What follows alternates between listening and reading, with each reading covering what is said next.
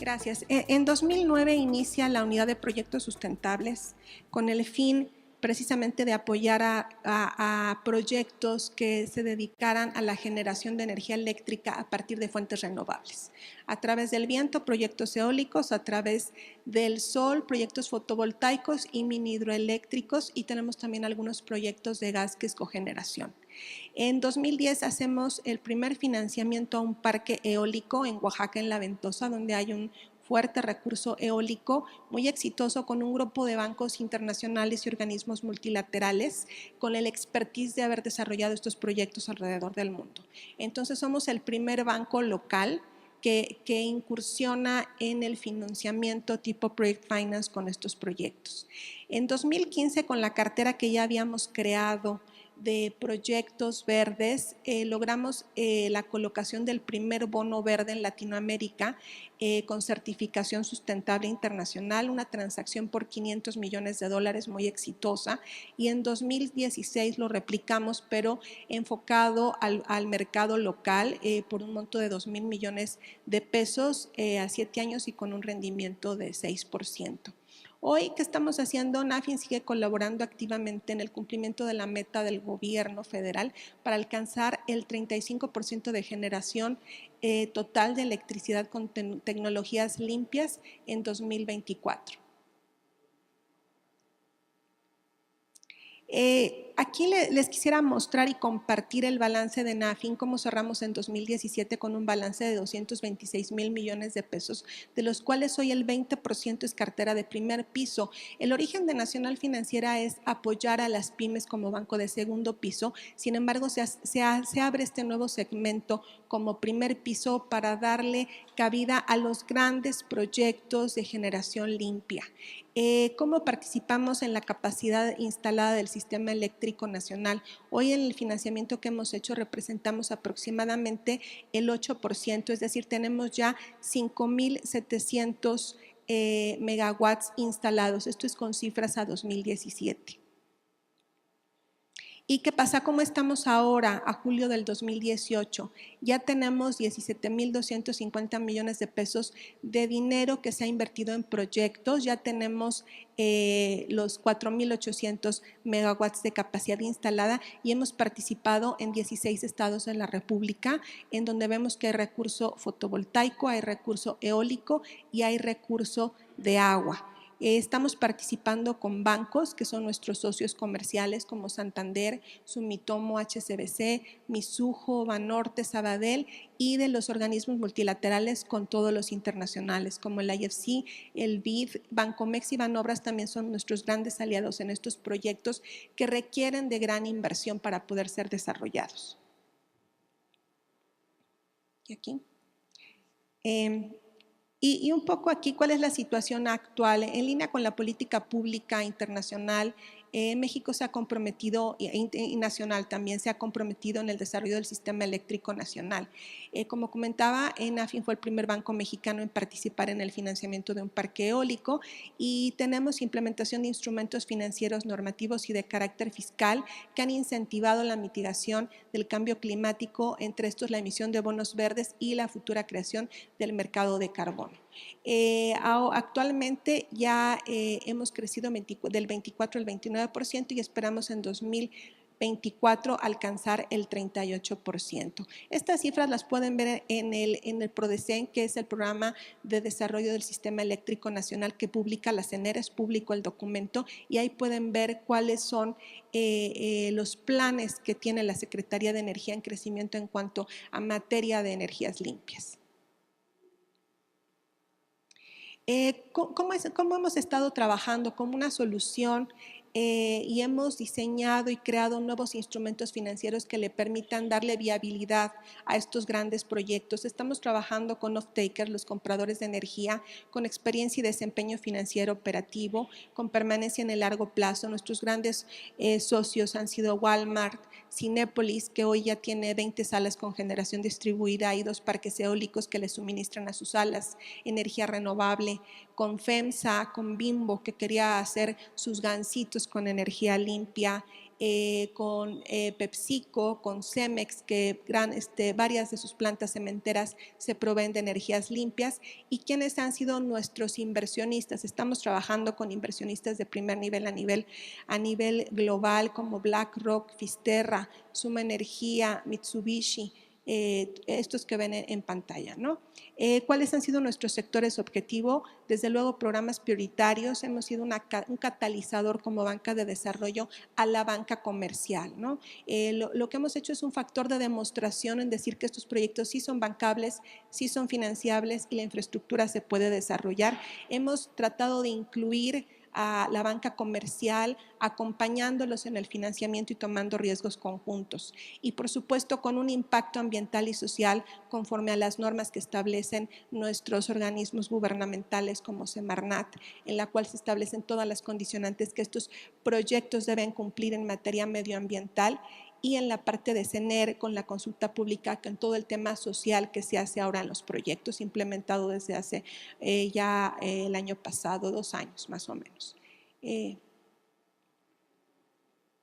¿Qué pasó con la reforma energética? ¿Cómo lo hacíamos antes? Previo a la reforma energética teníamos contrato de autoabastecimiento, es decir, Bimbo compraba una acción del proyecto y era para autoabasto, ¿no? Eran proyectos que se estaban financiando a entre 10 y 20 años con tarifas fijas indexadas a algún factor de escalación y con off-takers de alta calidad crediticia, con costos de porteo de energía fijos y con el banco de energía, ¿no? ¿Qué estamos haciendo ahora con la reforma energética? Han surgido nuevos participantes, nuevos productos, surge el mercado eléctrico mayorista, surgen las subastas de largo plazo y los contratos bilaterales. Desde el punto de vista de bancos, lo que hemos hecho es migrar, estudiar la reforma y hacer posibles estos financiamientos, y hemos modificado nuestra forma de financiar. Estamos ya financiando proyectos que venden al mercado eléctrico mayorista a riesgo mercado en función del nodo, que no todos los nodos del sistema eléctrico son bancables. Hay nodos muy buenos, hay nodos promedio y hay nodos que no son bancables. ¿De qué depende esto? De la congestión del nodo, depende de que haya transmisión de la energía, depende de la infraestructura que se tiene alrededor y depende si tienen gas o no.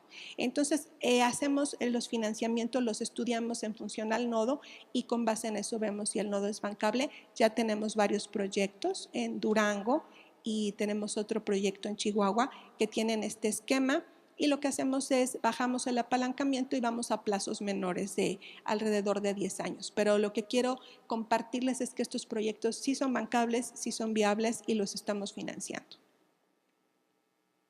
Y desde cómo vemos la perspectiva del sector energético, la verdad es que México cuenta con un potencial excepcional de recursos naturales para el desarrollo de energías renovables. Tiene un marco institucional renovado derivado de la reforma energética en 2014. Se establecieron condiciones para la apertura del mercado eléctrico mayorista. Vemos mayor participación del sector privado. Vemos una gran diversificación en tecnologías. El tema solar en 2010 costaba $5 millones el megawatt instalado. Hoy vemos proyectos que tienen hasta $800,000 el megawatt instalado. Esto los hace viables los solares. Por eso es que ahora la CENER se dio la tarea de darle apertura a al solar. Vemos seguridad jurídica e impulso a la energía limpia a través de los certificados de energía limpia. Y el tema de tecnología más eficiente que acabo de comentar. Y un poco estas son las centrales que hay instaladas. Como podrán ver, la capacidad instalada por tipo de energía a la fecha de 2017 es solo del 22%. Entonces tenemos todavía mucho que hacer, tenemos mucho por desarrollar de energías limpias. Actualmente nuestra cartera es de 28 proyectos, tenemos 17 proyectos ya en operación en esta composición de portafolio, tenemos 11 proyectos en construcción y con esta diversificación geográfica. Esto es lo que hemos hecho al día de hoy: 17 parques eólicos financiados, 5 parques solares, 2 mini hidroeléctricas, 4 plantas de gas, principalmente cogeneración, una generación anual de 22,000 gigawatts hora, 4.9 gigawatts instalados, que son suficientes para cubrir la demanda aproximada de 2,800,000 hogares mexicanos. 13 millones de toneladas de posibles emisiones de CO2 reducidas por año, más de 1.500 millones de dólares en créditos de energía comprometidos y una inversión total de 6.000 millones de dólares. Y los números se ven muy grandes, pero la verdad es que para lo que hay que hacer todavía nos falta mucho, y Nacional Financiera, como músculo del gobierno y como punta de lanza para seguir incentivando el desarrollo, sigue trabajando para poder seguir financiando este tipo de proyectos. Muchas gracias. Muchas gracias, licenciada.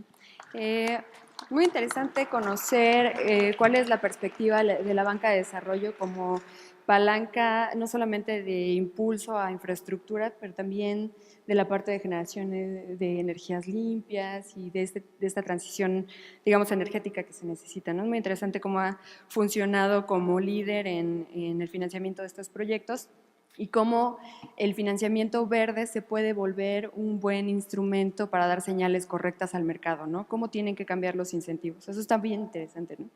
Y todo lo que falta. Lo interesante también aquí es ver que justo la idea es presentar proyectos que sean bancables, pero que a la vez tengan estos cobeneficios tan importantes para la mitigación y adaptación, ¿no? Bueno, a continuación le voy a ceder la palabra al maestro Miguel Yacer. Él es colega nuestro del INEC. Es director de Economía Sectorial y nos va a platicar del otro panorama de instrumentos económicos que existen en México, ¿no? Adelante. Gracias, maestra Pilar. Buenas tardes a todos. Lo que voy a hacer es una breve recapitulación de lo que está reportado en la Sexta Comunicación Nacional referente a la utilización de instrumentos económicos en los sectores que nosotros llamamos grises, que son básicamente aquellos sectores intensivos en la quema de combustibles fósiles. Bueno, desde la publicación de la quinta comunicación, hasta hoy en día, es decir, desde 2012 hasta hoy, México ha tenido un avance relevante en el establecimiento y ejecución de instrumentos económicos aplicados y ejecutados en los sectores intensivos en la quema de combustibles fósiles. El apartado es relativamente extenso, el apartado de la Sexta Comunicación. Yo les voy a dar solamente algunas señales de lo que viene en el sentido de 4 tipos de instrumentos que recapitulamos aquí. Son aquellos, en primer lugar, aquellos que están relacionados con el sector financiero, en donde justamente voy a hacer referencia con un ejemplo al gran trabajo que ha hecho NAFIN. También aquello que se ha hecho específicamente en el sector eléctrico, ¿no? Con los certificados de energía limpia y con las subastas de largo plazo. Por otra parte, en el sector o en el ámbito bursátil, con el mercado de carbono, y en términos fiscales, con los impuestos, ¿no? En primer lugar, queremos reconocer la manera en que la banca de desarrollo, específicamente a través de NAFIN, ha aprovechado los recursos financieros para promover el aprovechamiento de fuentes limpias de energía. En 2015, México, a través de Nacional Financiera, colocó su primer bono verde en el mercado internacional, lo cual lo situó como un líder en ese sentido en América Latina. Dicho bono, que en ese entonces fue por 500 millones de dólares y colocado a un plazo de 5 años, permitió aprovechar el mercado de deuda internacional con el objetivo de financiar la cartera de fuentes renovables de Nacional Financiera. Fue la primera emisión de su género efectuada por un banco de desarrollo en América Latina. En el último reporte anual de este bono, se informa que la emisión ha servido para financiar proyectos de energía eólica por 417 millones de dólares, ubicados en 7 entidades del país, traducidos en una capacidad de 1.644 megawatts, que son equivalentes a la mitigación de 2.5 millones de toneladas al año de CO2 equivalente. Además, en 2016, Nacional Financiera también aprovechó el mercado financiero nacional y colocó el primer bono de este segmento en la Bolsa Mexicana de Valores. Esta emisión se tradujo en una emisión anual de aproximadamente 325 toneladas de CO2 equivalente al año. En este 2016 también el gobierno de la Ciudad de México se convirtió en el primer gobierno local del país y de América Latina en emitir un bono verde por 1,000 millones de pesos. Esto lo hizo con el objetivo de financiar proyectos tanto de transporte sustentable, manejo de aguas residuales y eficiencia energética. En cuanto a los certificados de energía limpia y las subastas eléctricas de largo plazo,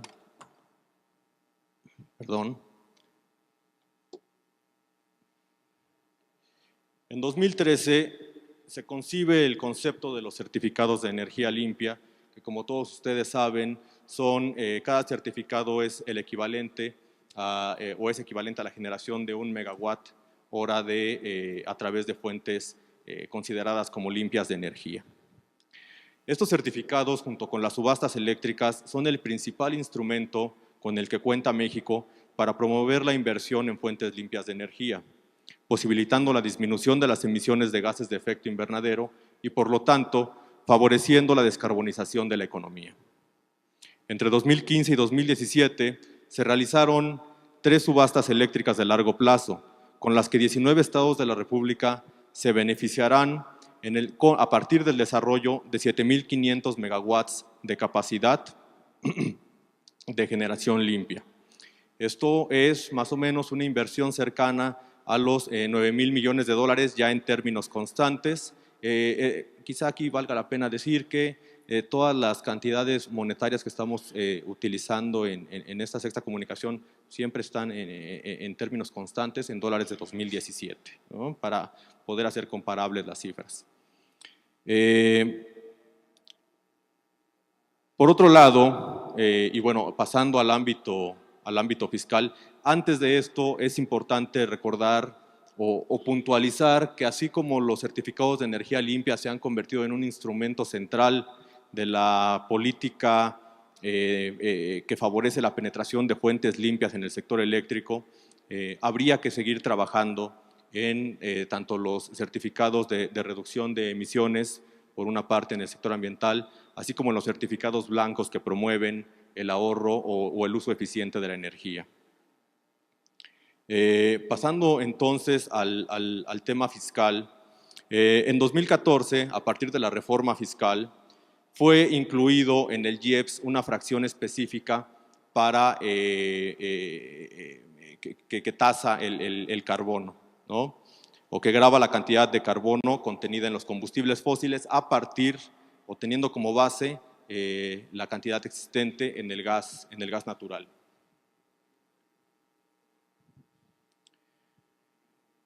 A pesar de ser un avance importante en términos fiscales, existe una área de oportunidad o áreas de oportunidad importantes en este sentido, debido a que los montos recaudados son, en términos relativos y absolutos, bajos, además de la imposibilidad de utilizar esta recaudación con fines específicamente ambientales o de combate al cambio climático.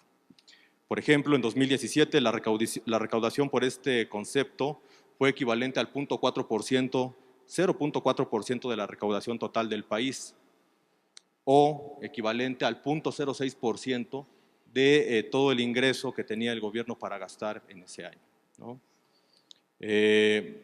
Además, hasta 2017 al menos y hasta ahora, estos recursos no pueden etiquetarse con propósitos ambientales o de combate al cambio climático, como ya lo señalábamos, que es algo en lo que se debe trabajar en los años venideros y que esperemos para la siguiente comunicación nacional haya sido ya una barrera superada.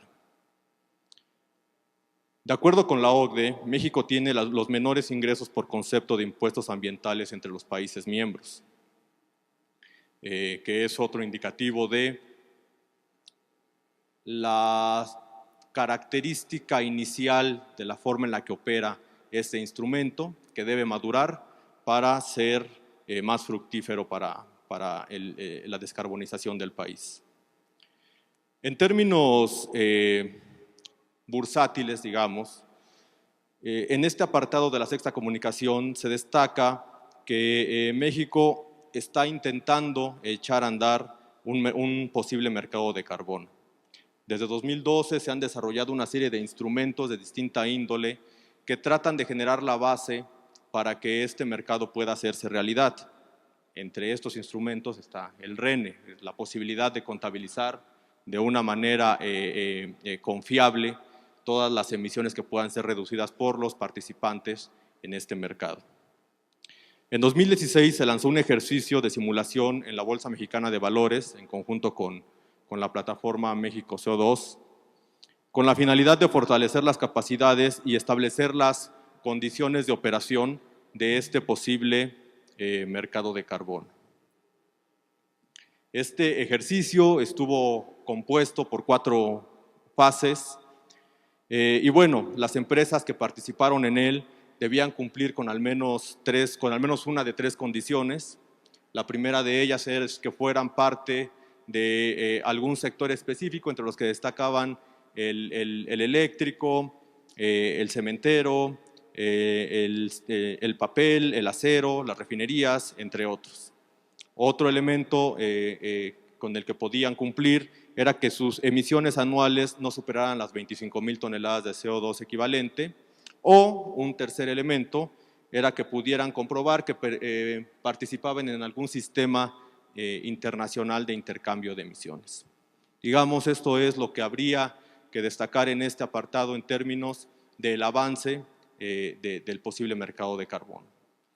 Otro instrumento de mercado que consideramos es inicial, pero debemos destacar, es el etiquetado.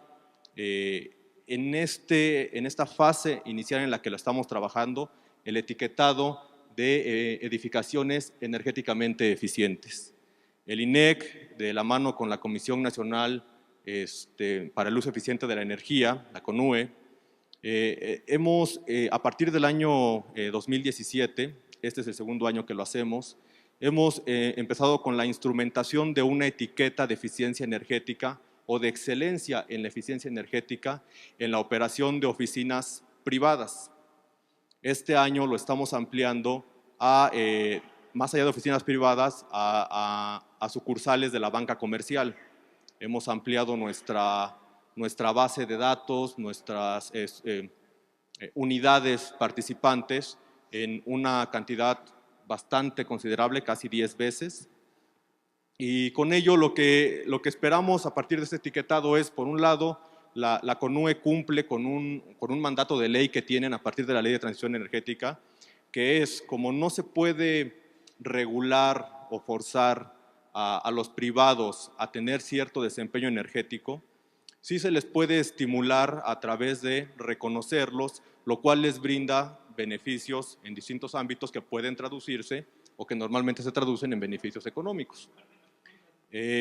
Entonces, a la vez que CONUE cumple con esta parte de la Ley de Transición Energética, nosotros estamos estimulando la reducción de emisiones por la buena operación de edificaciones, en este caso, repito, solamente oficinas y sucursales bancarias.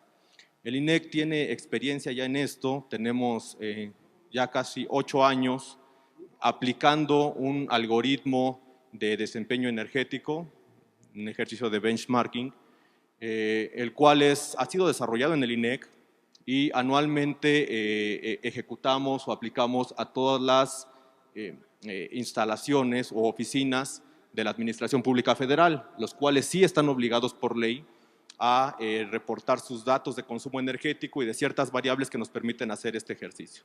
Entonces, aprovechando esa curva de aprendizaje, es que estamos tratando de estimular ahora a los privados a utilizar de manera más eficiente la energía en las edificaciones con la consecuente reducción de emisiones de gases de efecto invernadero, básicamente de CO2.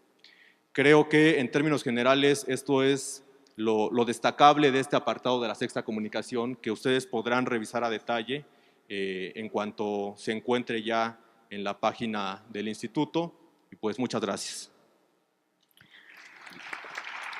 Muchas gracias, maestro Yacer. Creo que sí es También bastante interesante identificar los avances, pero también las limitaciones que tienen muchos de los instrumentos, ¿no? Como justo el IEPS, que fue planeado con un enfoque pues, mucho más, no coercitivo, pero sí con un instrumento que generara una señal fuerte en el mercado, porque al final terminó pues, siendo bastante pequeño, ¿no?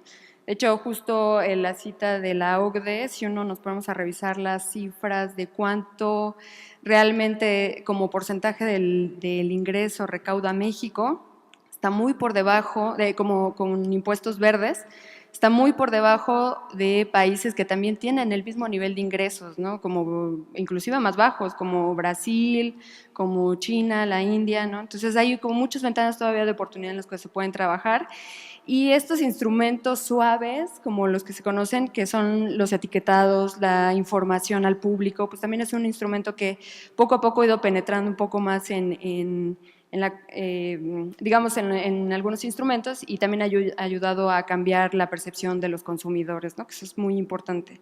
Y bueno, les agradezco mucho a nuestros panelistas y a ustedes por estar aquí después de la comida, es reconocible. Y bueno, vamos a dar paso a la siguiente mesa, que es sobre me parece, las actividades locales que se están haciendo en materia de cambio climático. Muchas gracias.